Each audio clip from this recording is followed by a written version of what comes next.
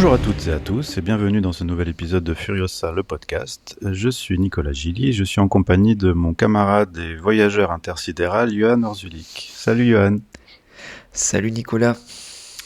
Alors aujourd'hui nous allons nous intéresser au nouveau film d'Andrew Stanton, In the Blink of an Eye, qui a été rebaptisé Destin croisé pour son exploitation française.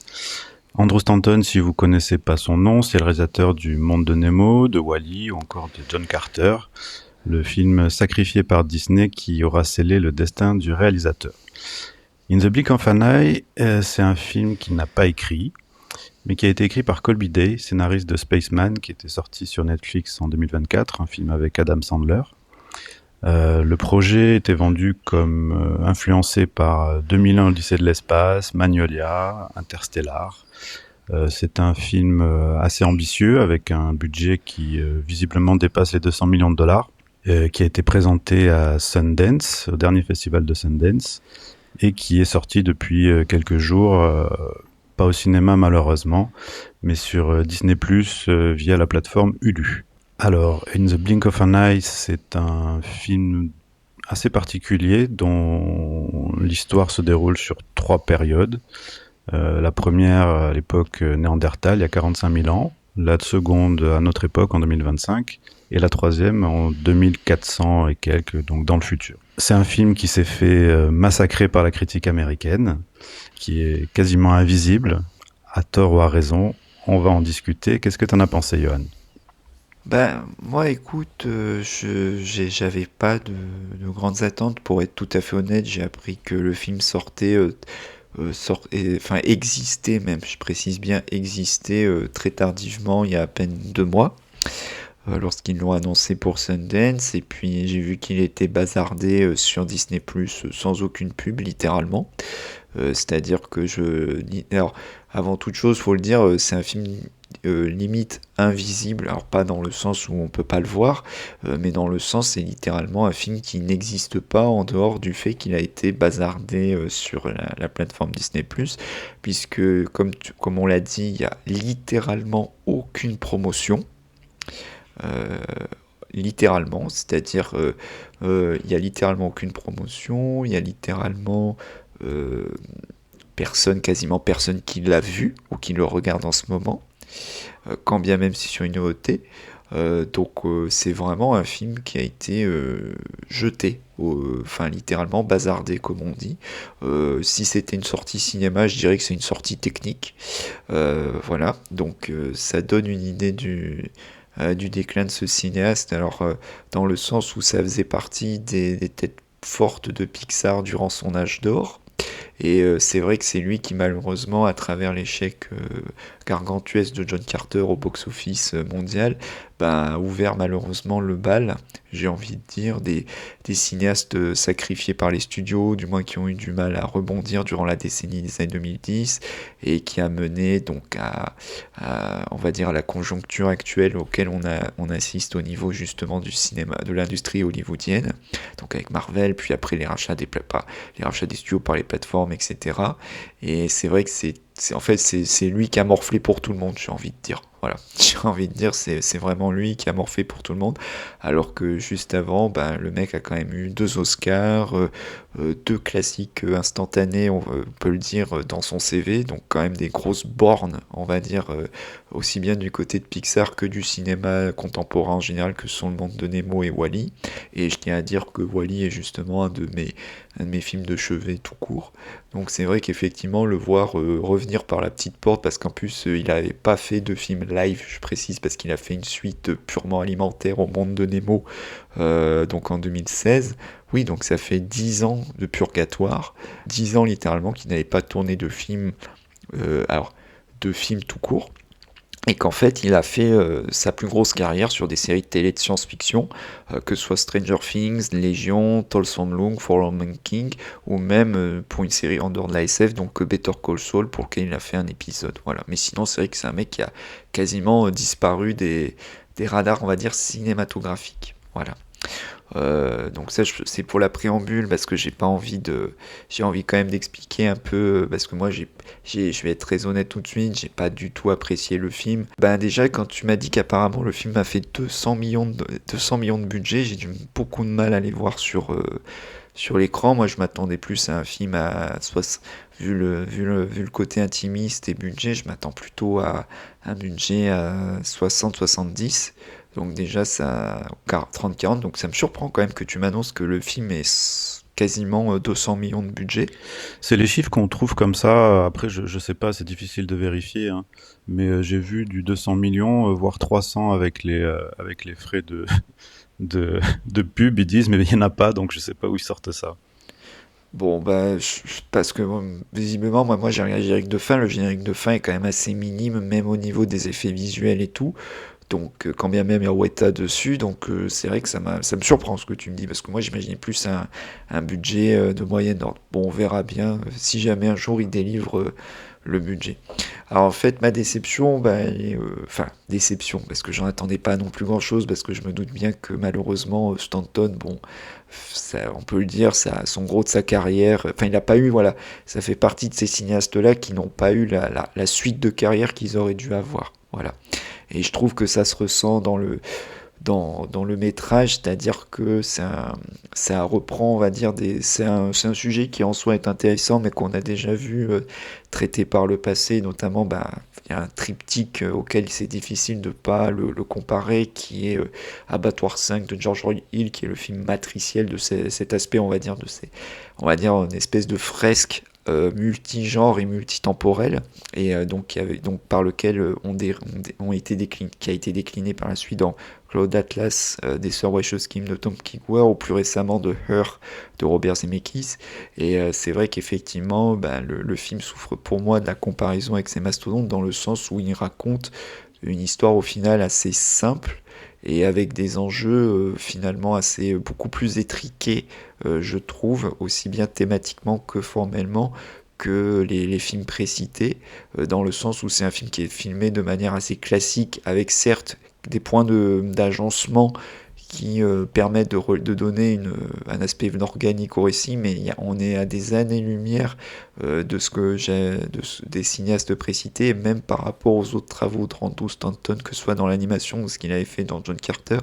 Il y a des moments, j'avais l'impression de voir un téléfilm de luxe en fait, que ce soit dans la direction artistique ou dans la mise en scène, c'est-à-dire qu'on est sur on est sur une approche qui est très champ contre champ, avec certes quelques aspects des stabiling shots, etc., qui sont intéressantes, qui sont pas inintéressantes, toute composition de cadres qui sont intéressantes, mais qui ne fonctionnent comme du montage pour au final délivrer une histoire pas assez simple, enfin, mais pas dans le bon sens du terme, c'est-à-dire que c'est justement l'histoire d'une transmission par rapport à la naissance, etc. Donc c'est la manière dont tu lègues ton héritage à ceux qui te suivront par la suite au niveau familial, ce qui n'est pas une donnée inintéressante parce que littéralement la famille elle était au cœur du film le plus célèbre de la transmission, elle était au cœur du plus célèbre film d'Andrew Stanton qui était Le Monde de Nemo, et de la manière dont tu laisses ton indépendance justement à tes enfants, etc., et dans la manière dont tu arrives à lâcher prise, ce qui est aussi le cas dans ce récit-là, notamment dans les deux dernières parties, donc la partie futuriste avec Kate McKinnon et la partie, on va dire, plus contemporaine avec Rashida Jones, donc qui sont pas des thématiques inintéressantes, je trouve, mais je trouve qu'au final, le film raconte trop peu par rapport à ça, et ce qui fait que t'as un aspect qui est très mécanique, enfin très scolaire en fait, dans l'application de cette thématique et dans la manière dont ça se répercute dans la mise en scène en fait. Après, je veux pas non plus taper plus que dessus parce que même si ça reste assez minime et même dans sa manière, en plus je trouve le film assez schizophrène dans sa profession de foi science-fictionnelle parce que, alors précision, on spoil, hein, comme on le fait pour tous les épisodes du podcast Furiosa, c'est-à-dire que le destin de l'enfant d'Indiana Jones, tu te dis mais c'est une espèce de Smiley Elon Musk quoi. Donc c'est vrai que c'est assez schizophrène par rapport à ce qu'il avait développé dans Wall-E, qui lui par contre était une satire des grosses compagnies, des corporations et tout. Et donc là aussi je savais pas trop me positionner par rapport à ça. Après donc voilà. Donc après t'as aussi toute la question de la transmission, etc. Donc voilà, donc moi j'en attendais pas grand chose à la base. Et après, est-ce qu'il méritait autant le bashing qui s'est pris par les quelques critiques qui l'ont vu? Non, clairement pas. C'est pas, c'est propre. Tu vois ce que je veux dire? Enfin, quand je dis c'est propre, ça paraît décevant, mais en fait, ça reste correctement emballé. Après, c'est que moi je trouve le film totalement anecdotique par rapport à son potentiel en fait. Mais après, ce n'est que mon avis. Voilà. Alors, je suis pas du tout d'accord avec toi. Euh, on va pouvoir en parler. Pour moi, en fait, j'ai trouvé le film très beau. Alors, visuellement, je peux te rejoindre mais pas sur l'ensemble du film. En fait, je trouve que la partie centrale, elle est pas très emballante visuellement. C'est vrai que c'est assez plan-plan. C'est presque téléfilm, oui. Par contre, je trouve la partie futuriste beaucoup moins. Et il y a pas de. Après, c'est pas un film qui est très impressionnant. Hein. De toute façon, c'est pas ce qu'il veut être. Mais oui, je trouve la partie futuriste plutôt belle, mais surtout la partie Néandertal. Je la trouve magnifique. Et d'ailleurs, j'ai l'impression que c'est vraiment la partie où la photo est la plus soignée, par exemple. Toute cette partie, moi, ça m'a beaucoup fait penser. Je pense que c'est voulu, hein, mais à Malik et notamment au travail de Lubezki. Je trouve qu'il y a il y a un travail sur la lumière, et je pense que c'est lié au fait que la nature est beaucoup mise en avant dans cette partie-là, parce que là, on parle d'un moment dans l'ère humaine où il n'y a pas vraiment les constructions des hommes, etc. Donc c'est la nature qui est mise en avant. Je trouve qu'il utilise très bien ça. Après, je trouve que c'est un film là où il est pour moi formellement très beau, c'est dans son montage. C'est toujours délicat d'alterner les temporalités. Ça peut être très artificiel. Les trois films que tu citais, évidemment, c'est en effet des mastodontes, hein, des chefs-d'œuvre jusqu'à. Étonnamment, je le relierais pas tant que ça à Cloud Atlas ou Abattoir 5, mais plus à Ear de Zemeckis pour moi, dans le sens où, en effet, c'est un film qui fait dans la simplicité. Et pour moi, c'est sa force.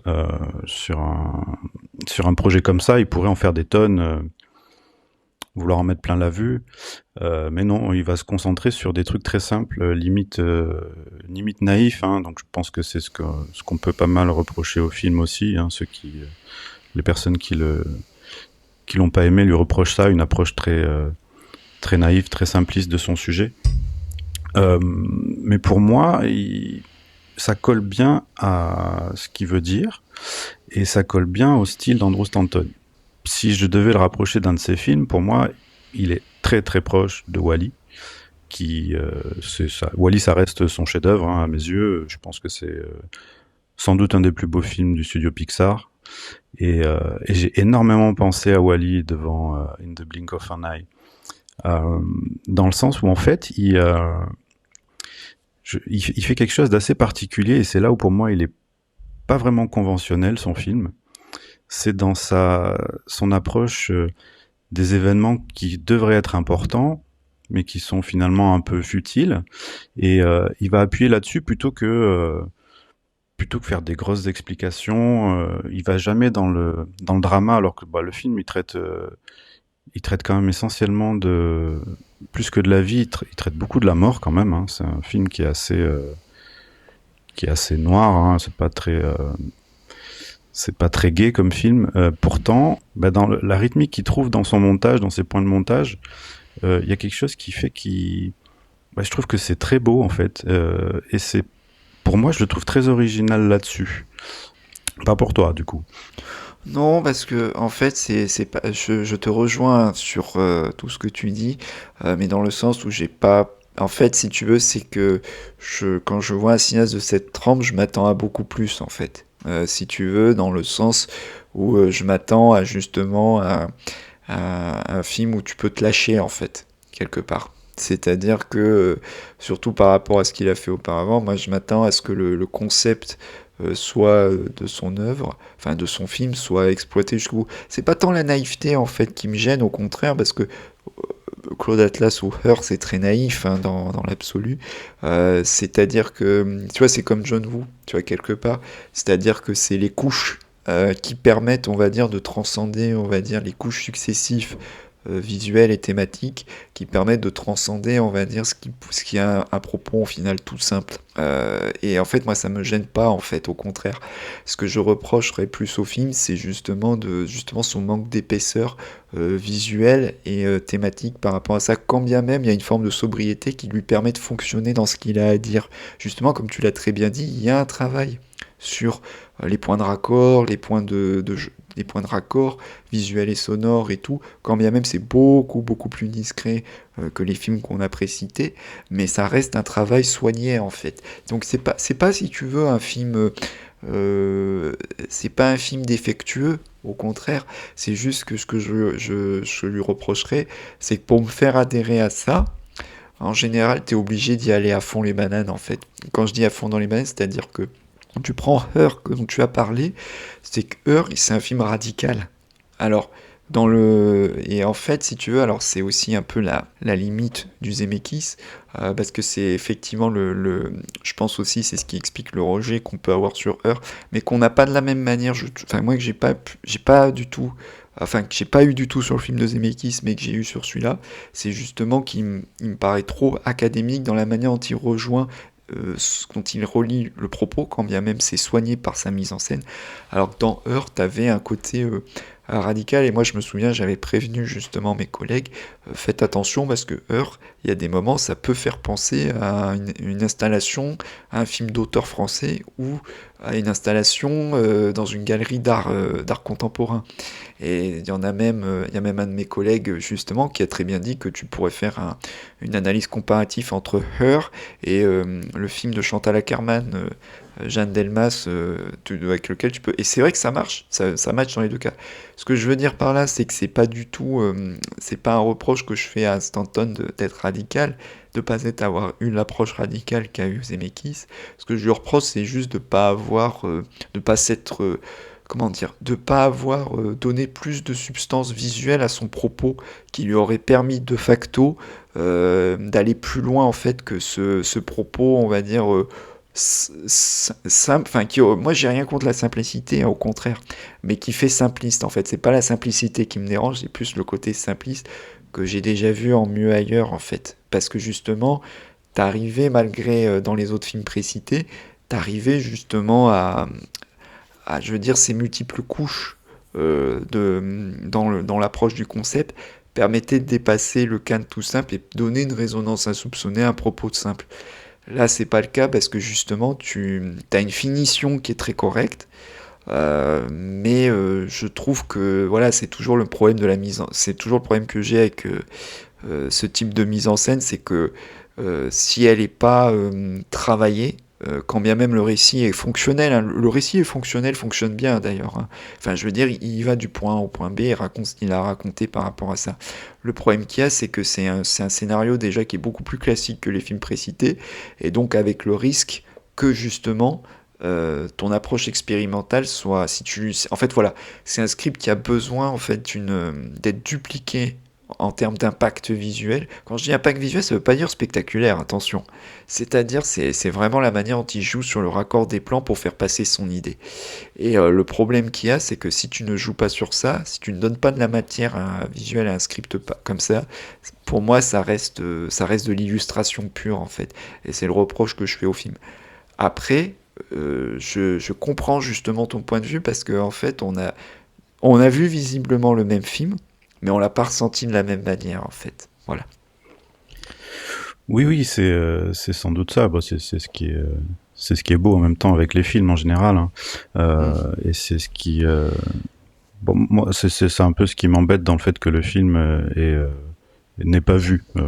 Je pense qu'en Oui, effet, c'est bon, plus ça qui est triste. C'est plus ça qui est triste, c'est que le film, littéralement, personne n'en parle et sans se donner le beau jeu, hein, c'est pas ça du tout, mais je pense qu'à mon avis, on sera que. Il y aura pas beaucoup de gens qui vont parler dessus, quoi. Je veux dire, mais j'ai vu littéralement personne n'en parler, quoi. Littéralement, c'est même pire que tu vois qu'il soit fait défoncer.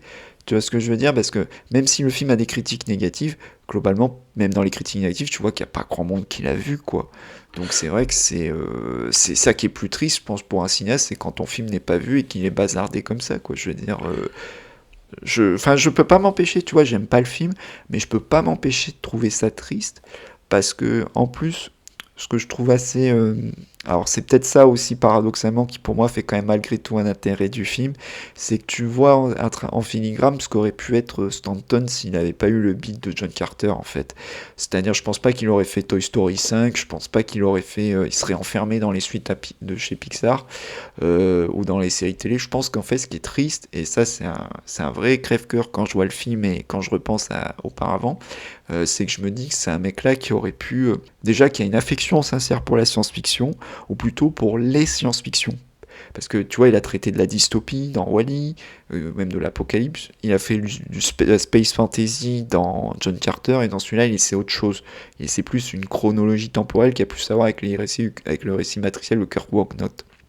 Et en fait, ce que je trouve dommage, c'est que je me dis, s'il n'avait pas eu cette carrière, enfin, s'il n'avait pas eu ce problème-là, ça aurait été une espèce comment dire, de super artisan de la science-fiction en termes de blockbuster.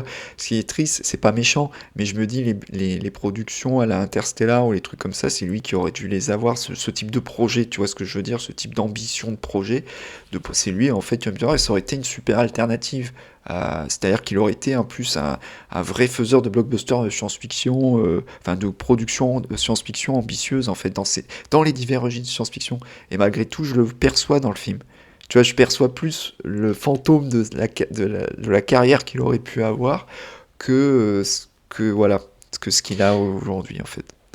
bah, je suis plutôt d'accord. Après, alors moi j'aime beaucoup John Carter. Hein. Je trouve que c'est un film Bah, il a qui est des bourré. défauts, mais ça reste honorable, hein, mais ça reste Oui, très honorable en termes. c'est un film bourré de qualité. Hein, qui est bon. Le problème, c'est qu'il est sorti sans doute pas au bon moment, pas dans les bonnes conditions. Enfin, voilà. Mais par contre, je trouve que Stanton, pour moi, euh, bah, justement, je pense qu'il est pas forcément fait pour des grands récits de science-fiction. Je trouve que lui, là où il est très bon, c'est dans l'intime. Et c'est sûrement pour ça que ce film-là, il m'a touché. Je trouve que c'est quelqu'un qui est très juste, en fait, dans sa manière d'aborder la condition humaine, en fait, on va dire, pour prendre des grands mots, quoi. Mais je trouve que là-dessus, il est toujours, je trouve qu'il est très fin. Et je trouve que d'ailleurs, bon, bah, le problème, c'est que ce film qui est bazardé comme ça, avec un titre passe-partout, Destin croisé, Ah que je oui, trouve putain. vraiment atroce, hein. Ah oui, mais il est Euh, atroce. Je suis tout à fait d'accord. Le et titre français est surtout, nul à chier. il est encore plus atroce dans le sens où finalement, ben, il cache ce dont le film parle, in the blink of an eye, donc en un clin d'œil. C'est exactement ce qu'il nous propose, c'est-à-dire que c'est un film qui qui s'attarde en fait sur le fait que ben les grands événements de la vie à tous les âges, hein, et ça a toujours été comme ça dans l'histoire humaine, c'est des choses qui se passent comme ça, en un claquement de doigts. D'ailleurs, il nous le montre dans sa façon d'ouvrir et fermer le film. Hein, ça commence par le Big Bang, la création de la vie, et ben, elle se fait en un clin d'œil comme ça. Puis, ce qu'il va nous montrer, ben, c'est qu'il se penche un peu comme ça sur l'être humain pendant une longue période de temps, et puis il repart comme ça, bah, les galaxies elles font leur vie et puis nous on n'est rien, on est juste un petit point quelque part quoi. Et je trouve ça très beau. D'ailleurs bah, c'est aussi pour ça que le film il s'ouvre sur une citation de je sais plus quelle poétesse qui a disparu assez jeune et qui dit que grosso modo il faut se concentrer sur le moment présent parce que bah ça dure pas et que voilà c'est là où c'est beau. Et c'est un peu niais peut-être dit comme ça, et ça peut paraître en effet simpliste. Mais pour moi, touche à quelque chose de très vrai et de très juste sur l'humanité, quoi. Et juste pour revenir sur un truc que tu disais sur le, le pseudo Elon Musk, en fait, donc l'enfant de Rashida Jones dans la partie centrale, et je trouve que justement, il renie pas du tout Wall-E, au contraire, parce que ben, ce mec-là, il correspond donc à notre époque où ben, on est en une sorte de recherche de vie éternelle. C'est un peu c'est un peu la recherche depuis longtemps, hein. Surtout un truc, c'est quelque chose de très bourgeois, hein, de vouloir rester comme ça en vie éternellement. Et, euh, et en fait, en effet, bon, il arrive avec son entreprise qui s'appelle Elixir, c'est très rigolo comme nom d'ailleurs. Et finalement, ben, on se retrouve dans toute la partie qui est dans le futur. Et ben, il nous dit bien que c'était une connerie en fait. C'était une connerie parce que vivre éternellement, c'est pas bien. C'est pas bien, ça sert à rien. Et on comprend bien que la vie éternelle, en fait, elle a mené l'humanité à sa perte, hein, finalement. Oui, parce que c'est vrai que j'oublie qu'effectivement, tu as la, la, la relation entre Kate McKinnon et la petite fille qui en fait aboutit de toute façon, quel qu'il soit, à la mort, quoi. À la fonction, à la notion de mort, et que la mort est essentielle en tant que passage de rituel, parce qu'il y a même un côté ritualisé, et c'est vrai qu'il crée une boucle. C'est vrai que c'est pas inintéressant ce que tu fais remarquer, parce que c'est vrai qu'il crée une boucle avec justement le début, puisque ça a beau être une colonie spatiale à la fin, tu as une procession rituelle qui fait écho justement à celle qu'avaient les anciens à la préhistoire et dans les pré-civilisations, ce qu'on appelle. C'est vrai que c'est pas faux ce que tu dis sur ce point-là. Et d'ailleurs, ce qui est très beau, là je rebondis sur ce que tu dis, parce que j'y avais pas forcément pensé, mais c'est que ces rites comme ça qui célèbrent la mort comme une espèce de passage, hein, euh, eh ben, ils sont absents de la partie contemporaine du film. C'est quelque chose qui a C'est bah, vrai. dans l'œil de Stanton et peut-être plus de Colbidé d'ailleurs vu que bon, c'est lui qui l'a écrit. Euh, c'est quelque chose qui a été oublié à notre époque finalement dans cette recherche de toujours vivre plus vieux machin, de repousser la mort. Il y a un rejet finalement de la mort. Alors que ben oui en effet elle est essentielle et le fait qu'on vive une poignée de secondes à l'échelle de l'humanité, ça, c'est ce qui fait la beauté de l'humanité en fait. C'est que bah, si on est là pendant des siècles et des siècles, et ça sert pas à grand chose. Et d'ailleurs, le personnage de Kate McKinnon dans le film, c'est un personnage qui a été créé pour vivre longtemps et qui dit clairement que son seul rôle en fait, c'est de pouvoir bah, éduquer les enfants qui vont repeupler cette nouvelle planète, quoi. Je trouve ça assez beau. Et d'ailleurs, bah, pendant tout le film, il y a un peu, il y a cette image là de la graine qui se transmet bah, à travers les âges. Je trouve ça joli comme image, quoi. Bah, pareil, c'est encore un peu, Oui. on peut considérer ça comme Non, bébête, hein, j'en sais rien, mais je trouve ça très beau, moi. non, moi je trouve pas ça naïf. Bah, après, ça me rappelle cette histoire japonaise pour lequel il y a une noisette en fait qui fait la transition avec, mais c'était pas dans le même concept, c'était l'histoire de la légende des 8 samouraïs, où justement il y a une histoire de noisette qui se transmet entre plusieurs guerriers, qui en fait voilà, mais ça n'a rien à voir en termes de fonction. Mais c'est pas, non, moi j'ai pas trouvé. En fait, si tu veux, j'ai pas trouvé le film, comment dire, j'ai pas trouvé non plus le film embarrassant dans le sens où, voilà, quand je dis que moi ça c'est le talent, quand j'ai mis sur Letterboxd que pour moi le talent de Wally s'en éteint, c'est parce que justement je trouvais le film beaucoup trop académique, ça aurait pu être shooté en fait par un autre cinéaste en fait. Ça me donne du voix des fois cette impression, pas au niveau mais je veux dire ça aurait pu être sorti par un cinéaste beaucoup plus modeste. Ce qui n'est pas un reproche, hein, mais c'est vrai que c'est décevant par rapport à. Enfin, pour moi, je l'ai perçu comme ça, de manière décevante par rapport à ce qui nous avait habitués auparavant. Alors après, bon. Mais après, c'est vrai que tu as raison hein, sur la question du propos, de l'aspect cyclique. En fait, c'est peut-être un film qui souffre peut-être justement de son aspect peut-être beaucoup plus classique dans sa conception que les autres films auxquels on peut le référer et où le parallèle est identifié. Par contre, je veux pas être méchant parce que y a quand même quelques qualités, parce que moi, par exemple, je trouve le casting impeccable Oui. dans les trois. Il y a pas de souci de ce point de vue-là. Et en fait, j'aime bien le personnage de Kate McKinnon parce que bon alors, elle a un capital sympathie naturelle, hein, cette actrice. Mais c'est vrai qu'il y a aussi un truc, c'est que c'est un archétype qu'on voyait plus trop, mais que j'aime bien. C'est un peu l'aspect astronaute mécano, un peu comique, tu vois, qui était plus un truc qu'on voyait dans un film comme Dark Star ou les trucs un peu à la Silent Running des années 70, qui est un archétype qui est un peu oublié aujourd'hui, mais qui est bien exploité parce que vu qu'elle a un capital sympathie naturelle et un aspect comique en elle, qui est naturel chez elle, donc ça fonctionne bien. Non, non, de ce point de vue-là, par contre, au niveau du casting, j'ai rien à redire. Même justement pour la partie pré-civilisationnelle, je trouve que ça fonctionne bien. Certes, t'as pas l'aspect, comment dire, t'as pas l'aspect brut, tu vois, que tu pouvais avoir dans des films genre La Guerre du Feu, par exemple. Tu vois, c'est vrai qu'effectivement, moi, dans ma tête, je vois plus quelque chose, tu vois, à la Primale ou à la Guerre du Feu, pour illustrer ça.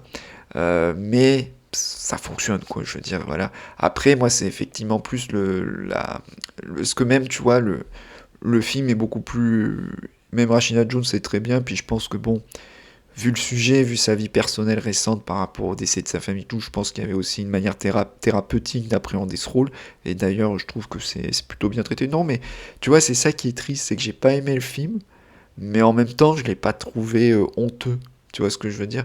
C'est ça qui est un peu bizarre en fait, c'est que ça m'a pas. C'est triste à dire, mais ça me fait un peu le même effet que.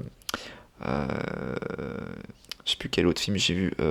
Bah, on en parlera à la ressortie en Blu-ray, je pense, mais Silent Hill, le Silent Hill Retour à de Gans, Silent Hill. voilà, de Gans, j'ai pas aimé, tu vois, mais pas pour les mêmes raisons, mais ça méritait pas le bashing que ça s'est pris, quoi, voilà. Mais non, si tu veux, c'est plus, voilà, c'est plus cet aspect-là, c'est-à-dire que le film est proprement, voilà, le film est proprement exécuté dans le sens, voilà, y a rien de honteux visuellement, narrativement, ça raconte son histoire, c'est-à-dire ça va, comme je disais, du point A au point B, c'est juste que ça ne va pas plus loin en fait. Bon, ce que tu me diras, c'est déjà bien, hein. Oui, C'est vrai c'est que déjà surtout rare, à une hein. époque, c'est déjà devenu rare à l'heure actuelle, enfin du moins dans l'industrie hollywoodienne, hein, j'entends, contemporaine, parce que ailleurs il y a plein de choses très intéressantes, mais c'est vrai que dans l'industrie hollywoodienne mainstream, voilà, c'est devenu assez rare. Mais voilà quoi, c'est juste, je me dis, ça aurait pu être 100 fois mieux. Voilà, ça Bah, aurait 100 pu fois, être moi je suis 100 pas fois sûr, mieux, hein. beaucoup plus inspiré. Je suis pas sûr. Mais après, bon, voilà, après il y a une question de ressenti évidemment, hein. Mais pour revenir aux qualités du film, que moi je trouve vraiment des qualités, je te rejoins plutôt sur l'aspect formel qui est un peu anecdotique, c'est vrai. Faut l'admettre, c'est bien fait, mais c'est vrai que peut-être j'en attendais un peu trop de Stanton, qui est peut-être pas un immense metteur en scène en live, parce que John Carter c'était propre, mais c'était pas hyper impressionnant. Je pense qu'il est peut-être plus à l'aise Oui, en non, non, animation. c'est vrai, non mais ça je suis d'accord, c'est-à-dire j'aime bien John Carter, mais c'est vrai que il y a des belles scènes hein, d'action et des trucs comme ça, mais c'est vrai que le gars, moi ça n'a pas prouvé jusqu'à présent que c'était un Cameron Non, ou pas du tout. un Spielberg niveau visuel, mais c'était c'était même un Wachowski, mais c'était très correct, hein. Je veux Oui, dire, oui. t'avais un entrain dans la manière d'amener son récit épique qui fonctionnait, je trouve plutôt bien, malgré les carences de scénario et tout, t'arrivais à avoir un aspect très, comment dire, bah, très enivrant et tout. À la rigueur, tu vois, en termes de finition, John Carter, ça me faisait plus penser on va dire, la catégorie, euh, pas en dessous, j'ai pas envie de dire en dessous parce que c'est un peu péjoratif, mais la catégorie plus modeste, c'est-à-dire que c'est plus ce que tu aurais vu chez un Joe Johnston ou un Stephen Sommers de la belle époque, tu vois, genre dans La Momie ou Rocketeer, tu vois. Moi, ça me faisait plus Oui, penser oui. à ça en termes de finition, John Carter. Mais ce qui est déjà très bien, hein, ce qui est déjà, on s'en Ah rend oui, pas oui, compte, oui. mais c'est déjà très honorable, quoi. Mais pour moi, là où il est fort et là où je trouve qu'il reste fort dans ce film-là, déjà c'est dans sa, comme je disais, hein, c'est dans sa narration. Je trouve que la narration fonctionne mais super bien. Et je trouve qu'elle est, on va pas dire expérimentale parce que c'est pas le mot, mais je trouve qu'elle est assez unique en fait dans sa façon de traiter les événements en utilisant des ellipses qui sont assez violentes, je trouve. mais qui fonctionne vraiment bien. Comment il traite le cancer de la mère du personnage de Rashida Jones dedans. Euh, Sa façon comme ça de mettre les choses hors champ, et puis il est, il est assez avare en dialogue, je trouve, le film. Et ça, j'aime beaucoup. Il utilise le dialogue de façon, pareil, assez unique. Moi, j'ai pas l'impression de voir des scènes dialoguées comme dans 80% des films hollywoodiens, quoi. Je trouve il a une approche qui est Mhm. assez particulière. Et là où ça fonctionne vachement bien, c'est dans les relations des divers personnages. Si on prend, d'ailleurs là, il ose quelque chose aussi pour la période de la préhistoire. C'est quand même, il y a des dialogues dans un langage qu'on ne comprend pas et sans sous-titres, et on comprend tout ce qui se Mhm. passe. Et c'est là Oui, c'est où, vrai. là, Je c'est confie. assez fort parce que là, pour le coup, c'est de la pure mise en scène. Donc moi, il y a aucun moment où je me dis qu'est-ce qui s'est passé, qu'est-ce qu'ils pensent, qu'est-ce qu'ils se disent. Finalement, on comprend tout. Et là, je trouve qu'il est très fort. Après, c'est sur la relation de couple de Rashida Jones aussi. Je trouve ça vraiment super intéressant et qui ça sort vraiment des clichés qu'on voit des relations de couple. Hein. Parce que c'est des personnages qui sont un peu particuliers quand même, qui ont une façon d'exprimer leurs sentiments qui sort de la norme. Et je trouve qu'ils traitent ça très bien.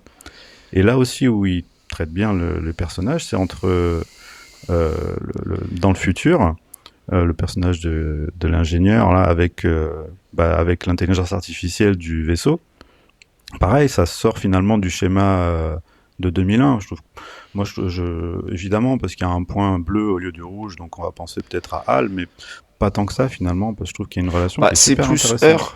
Her. Ça fait plus penser à Her de Spike Jonze, le traitement de l'intelligence Oui, c'est artificielle. vrai. Oui, parce Ça finalement, fait. il amène un peu quelques sentiments dans cette intelligence artificielle qui est pas juste 100% rationnel dans le choix Oui, qu'elle c'est ça. fait, parce que et finalement c'est là où c'est intelligent. J'y pense là, hein, c'est que une intelligence artificielle, elle est purement rationnelle, donc c'est mathématique, voilà. Mais celle-là, elle est suffisamment évoluée pour inclure à la fin dans son calcul qu'il y a une variable qui est inquantifiable en fait. Qui correspond à l'humanité, c'est ce qui est beau dans l'humanité, c'est un facteur chance en fait qui fait que elle a plus de chances de s'en sortir elle que l'intelligence artificielle toute seule quoi. Elle fait confiance à l'humain et je trouve ça vraiment intéressant. Euh, un autre point que je voulais souligner que je trouve que c'est très beau dans le film, c'est comment ils vont repeupler cette nouvelle planète en fait et comment ils vont pas reproduire finalement l'échec qui a été l'humanité sur Terre. C'est en fait d'amener que des enfants en apportant immédiatement une mixité. Je trouve que ça très beau. Alors bon, j'imagine que les peu de personnes qui vont regarder le film pourront Mm. dire ouais c'est woke, etc. Non, c'est vachement bien, c'est super intéressant parce que finalement ça nous dit en filigrane que l'avenir de l'humanité il passe par la mixité. Je trouve ça très beau. Bah après sur ça, c'est ce qu'on avait déjà vu, c'est très 60s comme thématique de SF. Je vais pas citer la palissade, mais c'est vrai que c'est ce que tu avais dans Star Trek, hein. C'est enfin le Star Trek d'origine, hein. Je parle bien de avant les reboots que je pense que pour les jeunes générations, c'est Star Trek, c'est les films de DJ, c'est les films d'action de DJ Abrams et les multiples spin-offs qu'il y a sur je sais pas combien de plateformes en ce moment. Mais à la base, c'était plus une vision idéaliste, née en réaction justement aux crises qu'il y avait dans les 60s. Donc je parle pour la série de Gene Roddenberry, quoi. Donc c'est vrai que ça, c'est pas inintéressant. Après, c'est ce que je te dis, c'est que je trouve, voilà, c'est tout le problème que j'ai avec le film, c'est que ces thématiques-là, comme ce qu'on vient de dire, sont pour moi trop illustratives en fait. Mais c'est mon point de vue. C'est que c'est pas, en fait, il n'y a pas de plus-value. Voilà, c'est ça. Le terme exact que je cherchais, c'est qu'il n'y a pas de plus-value rajoutée. Voilà, qui permettrait de donner un aspect beaucoup plus foisonnant et riche à ça. Pour moi, c'est voilà, mon problème que j'ai, c'est que c'est illustratif. C'est une belle idée. C'est même plutôt à contre-courant de ce qu'on peut voir dans la SF actuelle, qui est très, très pessimiste. Mais c'est juste un manque de corps. Voilà, c'est pour donner un vrai plus-value. Voilà.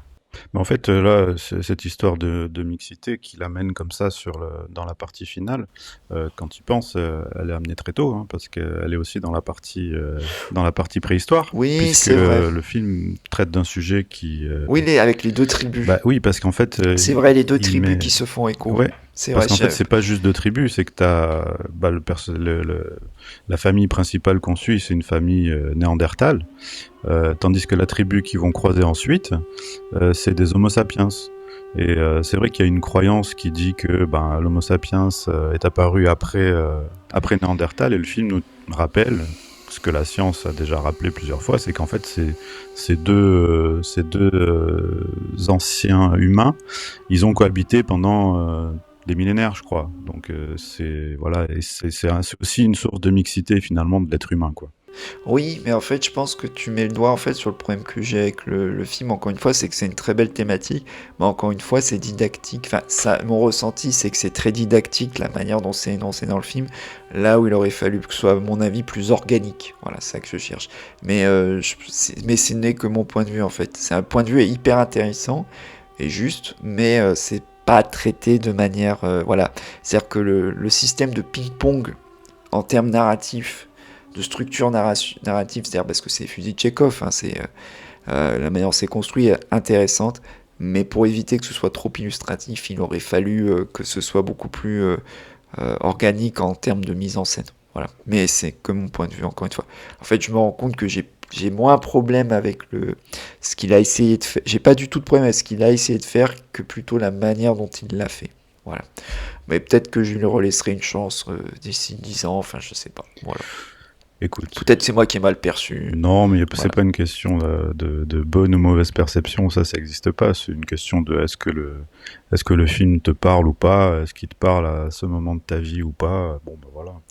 Mais bon, Bah on après sera pas c'est marrant d'accord, parce mais que c'est pas tu me grave. dis, Et on parlait des autres. ce qui est sûr, c'est Bah que après je c'est pense que tu marrant seras parce que d'accord. Je pense que c'est un vas-y, film je te laisse auquel il terminer. faudrait quand même laisser sa chance, et ça serait bien que les gens le regardent, quoi, histoire de faire leur propre Oui, avis, oui parce parce que que c'est quand même un projet intéressant, quoi.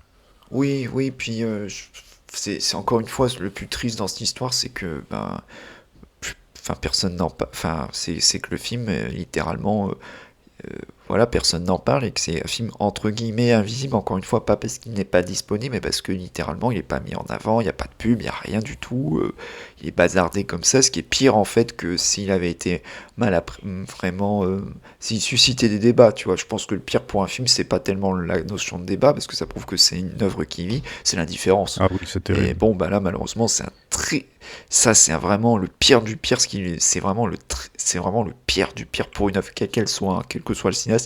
Mais là, c'est honteux. Voilà. C'est vrai. Excuse-moi de parler un Non, non, peu, mais voilà, je suis d'accord avec toi. mais là, c'est un peu honteux, quoi. Et je trouve ça, bah, Surtout vu du pédigré en plus du oui, oui, cinéaste, c'est quand même pas normal. Quand bien même tu me diras qu'il a plus fait de, maintenant il fait plus que de la télé, que son nom, voilà, mais malgré tout, tu vois, cette année en plus il sort un nouveau film. Bon, par contre que j'attends absolument pas, hein, là pour le coup, Toy Story. enfin voilà, là j'en ai rien à faire, je le dis en toute honnêteté, parce que ça ne m'intéresse pas. Pour moi, la saga, ça s'arrête au 3, j'ai même pas vu le 4 et le 5, et je sais très bien que c'est des suites, on le sait, hein. C'est des suites pécuniaires qui sont rajoutées parce que justement, voilà, ça fait partie des titres. C'est des franchises, des IP de Pixar, et que malheureusement, il n'y a plus que ça en termes de qui marche chez eux. C'est-à-dire que tous les projets originaux qu'ils ont essayé de faire, ça s'est planté la gueule, ou ça a été bazardé par Disney parce qu'ils privilégient les IP. Mais voilà, non, mais au moins essayez, au moins je dis, donnez-lui une chance à ce film et faites-vous votre propre avis, au moins par curiosité, parce qu'en plus, autre chose importante, son histoire, il fait 1h30 le film, quasiment. Oui, c'est vrai. Il fait 1h40, ce qui est très court vu les standards actuels contemporains, et ça aussi c'est peut-être un petit avantage, c'est-à-dire qu'il a une certaine efficacité à défaut de voilà, c'est-à-dire que voilà, il est straight to the point par rapport à ce qu'il souhaite raconter, donc et ça aussi c'est assez inhabituel à l'heure actuelle. Voilà. Exactement. En plus, Du moins bah, pour ce genre de récit qu'on imagine beaucoup plus épique. bah, dans le contexte actuel qui est quand même aussi morose qu'anxiogène, je trouve que c'est un film qui apporte une vision de l'humanité qui est quand même relativement positive. Donc quelque part, moi, peut-être aussi pour ça qu'il m'a fait beaucoup de bien. Et puis aussi, l'air de rien, il y a beau portrait de femme dedans. Je pense que c'est quelque chose d'important. Oui, par contre, je trouve que c'est le point fort du film, comme je disais, même au niveau de la surtout au niveau des actrices. Je trouve que Oui. l'interprétation, la caractérisation, je trouve que ça fonctionne bien. Ça, je trouve que ça fonctionne tout à fait correctement. C'est juste que je m'attendais à plus. Voilà. Je m'attendais à beaucoup, beaucoup, beaucoup plus vu le cinéaste, même si j'ai lancé le film sans trop y croire, parce que je me suis dit, de toute façon, il a plus tourné depuis 10 ans. Voilà, je sais très bien que, bon, voilà. Mais bon, peut-être à réhabiliter un jour. De mon côté, je parle. Je comprends. Donc écoutez, faites-vous votre propre avis. Euh, Oui, clairement. alors on va terminer. Laissez-lui une chance. Voilà. Oui, tout à fait. Laissez-lui une chance. On va terminer. Est-ce que tu as un film ou une série ou un tableau ou peu importe à conseiller qui a un rapport Bah écoute, je vais recommander. Bah c'est pas, on en a beaucoup parlé pendant l'épisode, donc je vais quand même le citer parce que mine de rien, c'est un classique, enfin un classique. C'est un classique de niche, on va dire ça, même si bon, j'en entendais parler quand j'étais enfant, quand je lisais des encyclopédies de science-fiction, puis je l'ai découvert très tardivement, je l'ai découvert l'année dernière. Donc c'est effectivement, bah, c'est Abattoir 5 de George Roy Hill, qui est donc une adaptation donc du bouquin éponyme donc d'un roman de Kurt Von Gutt, donc qui est en fait une on va dire une épopée à travers le temps.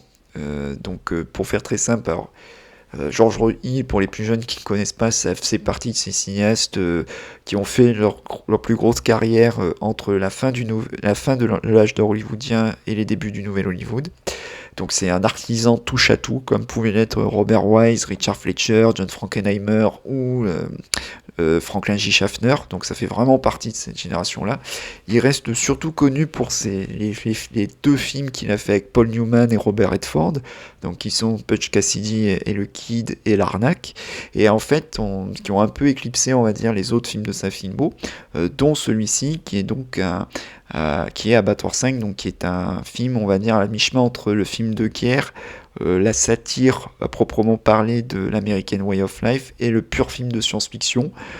Donc c'est en plus le roman dont il est adapté a beaucoup subi de polémiques à sa sortie par rapport à son propos anti-guerre, anti-belliciste et tout. C'est un bouc, voilà, donc pour dire.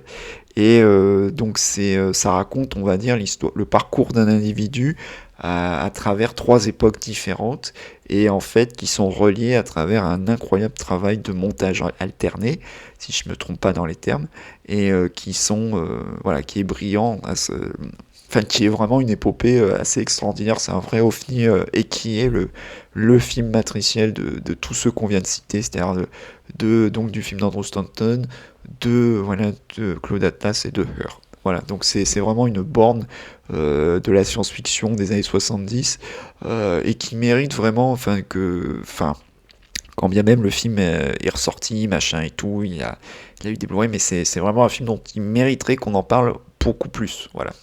Quand bien même il a une réputation de petit classique, parce qu'en plus c'est un film qui a été présenté à Cannes, mais à l'époque, mais vraiment, voilà, vraiment c'est un film vraiment matriciel qui mérite d'être davantage mis en avant, voilà. Je suis d'accord, très grand film Abattoir 5.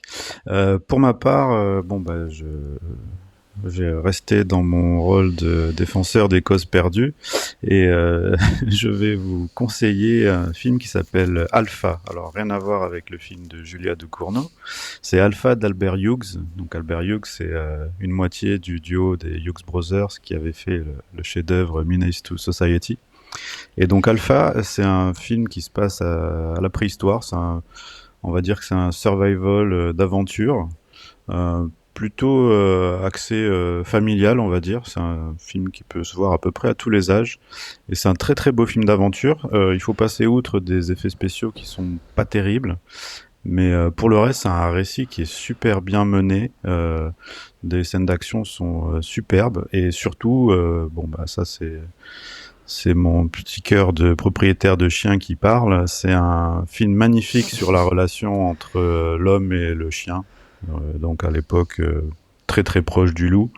Et c'est un film qui est très touchant là-dessus. Et pour les films, comme il y a assez peu de films finalement de qualité qui se passent à la préhistoire, Alpha, je trouve que c'est un film qui mérite le coup d'œil et qui n'avait pas été très bien reçu quand il est sorti, quoi. Donc voilà, on arrive au terme de cette émission. Merci de nous avoir écoutés. J'espère que vous allez donner votre chance au film d'Andrew Stanton. Merci à toi, Johan, hein, pour ta participation à nouveau. Merci à toi, Nicolas. N'hésitez pas à nous suivre sur les différents réseaux. N'hésitez pas à vous abonner, à mettre des likes, etc. Et on vous dit à la prochaine fois.